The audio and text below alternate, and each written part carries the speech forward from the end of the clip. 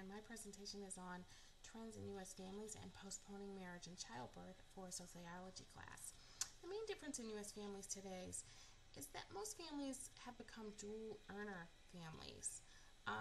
Before we had this model of a family with one income earner and one homemaker, and that model actually came about with the Industrial Revolution. Before the Industrial Revolution, work was really a family affair with the husband, wife, and often the children involved with the work. The Industrial Revolution came along, men started to leave the home to go to work and then come back later in the day. So our society really has not caught up with the change that our nation has become dual income families in terms of culture, and we still use that old Ozzie and Harriet family as a reference for the idea of what is a U.S. family. Well, you can see how outdated that notion is. Let me get this better. The top photo is the Ozzie and Harriet family, pretty outdated. The bottom photo is really the reality of what most U.S. families are like now.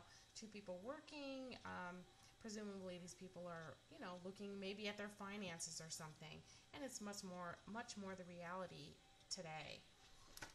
You can see by this chart that in fact U.S. families, 67% of U.S. families have both parties working. So, and also U.S. employers, they still have the notion that the perfect worker is one that's always available, can work overtime, and can travel. And that notion is also outdated because of the idea that we are dual income worker nation now. And, people can't just leave when both parties are working.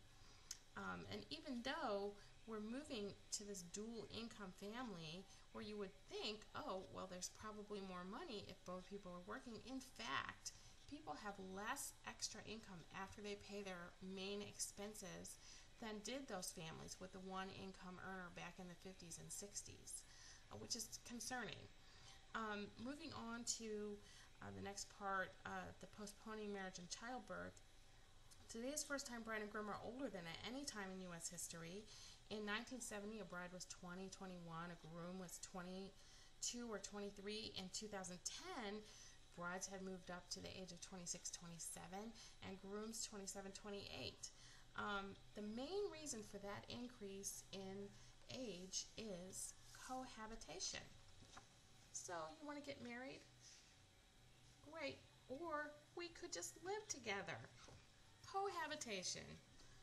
Cohabitation has had a really sharp rise in rates. In 1970, there were about 1 million people cohabitating. In 2010, 6 million people cohabitating. That's remarkable in sociology. People are still finding relationships and creating homes together, but that's not always happening in conjunction with marriage. Usually trends like cohabitation don't rise so steeply and consistently, but cohabitation has really become mainstream in our society. Moving on then to the age of first-time parents, it's increased from 21 to 25 in the last 50 years, and one reason for this is the growing desire for educational attainment. Well, that's interesting. If you have to be a dual income earner family in order to make it, then you both need to be educated. That makes sense to me, and it's logical. Now, I don't know if those two things are actually related, but they sure seem to be logically in my mind. In 1990, there were more births to teens than there were to women over 35. In 2008, that statistic had reversed itself. And in fact, birth to women 35 years or older has grown by 64% in the United States. So people are waiting to get married. They're waiting to have children. Now, is it related that we need two incomes and trying to achieve that double income, getting your education or getting established in your career before you get married and before you have children? They seem to go hand in hand to me. Those two trends seem to really link together in my mind. I don't know if that's true, but it sure seems logical to me.